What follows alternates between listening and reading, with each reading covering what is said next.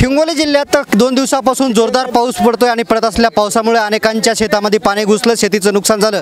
त्याचबरोबर शेतामध्ये असलेल्या गोठ्याचंही प्रचंड नुकसान झालेलं आहे। कळमनुरी विधानसभेचे आमदार संतोष बांगर आता दांडेगाव शिवारात आहेत। कळमनुरी तालुक्यातील हे दांडेगाव शिवारात आहे आणि याच दांडेगाव शिवारामध्ये जे आहे ते शेतीसह गोठ्यांचं प्रचंड नुकसान झालेलं आहे। काय सांगाल, कळमनुरी विधानसभेतील दांडेगावमध्ये तुम्ही पोहोचलायत, काय नुकसानीची पाहणी करता?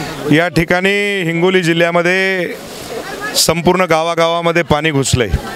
जर या ठिकाणी आपण बघितलं तर दांडेगावला संपूर्ण पाण्याने येणा मारला आहे आणि काही शेतकरी शेतामध्ये अडकलेत, जनावरं वाहून गेलेत, घरामधलं खायचं सामानसुद्धा त्या ठिकाणी राहिलेलं नाही। कालपासून या ठिकाणी माझा शेतकरी उपाशी आहे। त्यासाठी या ठिकाणी आम्ही हे अन्नधान्याचं किट माझ्या शेतकऱ्याला आम्ही पोहोचवतोय आणि जनावराचं काही असेल, नुकसान काही जे असेल, त्यांना पत्रासाठी काही पैसे असतील तर ते शिवसेनेच्या माध्यमातून त्यांना आम्ही मदत करणार आहोत। मात्र शिवसेना म्हणून तुम्ही मदत करताय, सरकारची मदत कधी मिळणार आहे? सरकारची मदतसुद्धा तुम्हाला सांगतो की मंजूर झालेली आहे।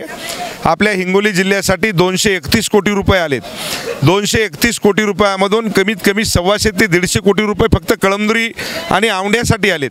कारण की हे जे माझं जे क्षेत्रफळ आहे हे नदीकाठला लागून आहे, त्याच्यामुळं जास्तीत जास्त नुकसान नदीकाठच्या लोकांचं जास्त झालेलं आहे।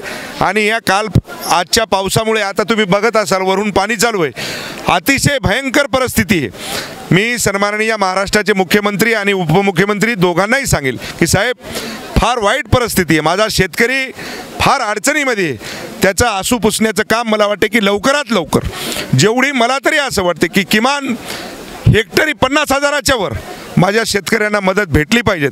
कारण की घरामध्ये अन्न नाही, जनावरं वाहून गेलेत, खायचं तरी काय, अशी परिस्थिती माझ्या शेतकऱ्याची झालेली आहे। आणि हे सरकार शेतकऱ्याचं मायबाप 100% झाल्याशिवाय राहणार नाही, ह्याच्यात कुठल्याही प्रकारचं दुमत नाही। दादा, खरं तर तुम्ही शेतकरी पुत्र आहात, ग्रामीण भागातून येतात तुम्ही, पण शेतकऱ्यांची मोठी हाल अपेक्षा सध्या सुरू आहे। सरकारनं दिलेली मदत तुम्हाला तुटपुंजी अशी वाटत नाही? कारण 3,500मध्ये एकरी शेतकऱ्यांचं होणार काय? मला असं वाटतंय की जी काही मदत ही 15 दिवसाच्या आधी सरकारने मान्य केली ती, पण आजची जी परिस्थिती पाहून मला वाटतं याच्यामध्ये 100% वाढ झाल्याशिवाय राहणार नाही। तुम्ही तशी मागणी केली का? मग 100% मी तर सांगेल की 100% शेतकऱ्यांना मदत भेटली पाहिजेत। 50%, 60% मी कालही तुम्हाला सांगतो, 70%, 80% सुद्धा नाही, 100ला 100% मदत ही माझ्या मायबाप शेतकरी राजाला भेटली पाहिजेत। खरं तर तुम्ही आता हे किट घेऊन आले, त्या किटमध्ये काय आणि हे किट कशाचं? या किटमध्ये तुम्हाला सांगतो की 10 किलो आटा आहे, 5 किलो साखर आहे, तेलाचा पुडा आहे, पत्तीचा पुडा आहे, तांदूळ आहेत, म्हणजे ज्या जीवनावश्यक वस्तू आहेत त्या वस्तू तुम्हाला सांगतो की माझ्या शेतकऱ्याला 8-10 दिवसाची जी काही मदत आपल्याकडून करता येईल तेवढी मदत या ठिकाणी कळमनुरी मतदारसंघातल्या माझ्या गरजू व्यक्तींना, शेतकऱ्यांना हे देण्याचं काम शिवसेनेच्या माध्यमातून आम्ही करत आहोत। खरं तर तुम्ही या किट जे आहे ती तुमची प्लेन किट आहे, मात्र धाराशिव जिल्ह्यामध्ये जी किट आली होती त्यावर एकनाथ शिंदे, उपमुख्यमंत्री एकनाथ शिंदे यांचा फोटो होता, त्यावरून संजय राऊत यांनी टीका केली होती। मला असं वाटतं की संजय राऊतनं सुद्धा गोरगरीब लोकांची मदत केली पाहिजेत। टीका केल्यापेक्षा काम करून दाखवा।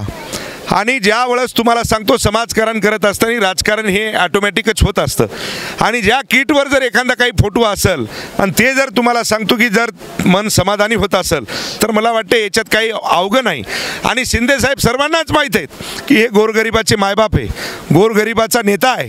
आणि अनेक आपल्या राज्यातच नाही, पंजाबमध्ये सुद्धा तीच परिस्थिती झाली। पंजाबमध्ये सुद्धा साहेबांनी अन्नधान्याच्या किट वाटप केल्या, त्या ठिकाणी आरोग्याची टीम पाठवली, डॉक्टर पाठवली।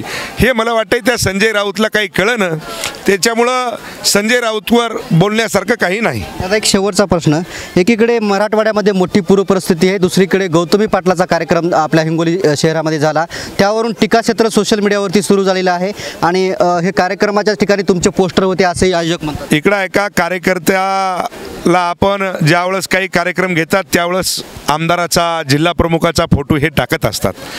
आता त्या कार्यकर्त्याची इच्छा होती, त्याने तो कार्यक्रम त्या ठिकाणी घेतला नवरात्रीच्या निमित्ताने, आणि हे मंडळ असतं, हे तुम्हाला सांगतो की अध्यक्ष उपाध्यक्ष हे ठरवत असतात आणि त्या पद्धतीने तो कार्यक्रम घेतला.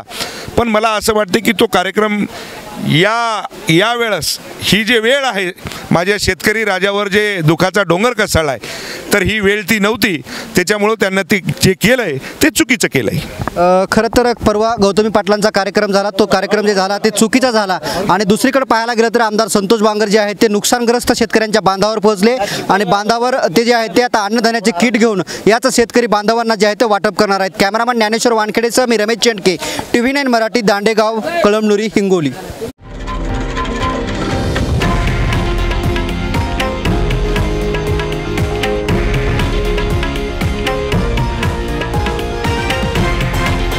हे आहे देशातील नंबर 1 न्यूज नेटवर्क आणि आपण पाहत आहात TV9 मराठी, एकमेव.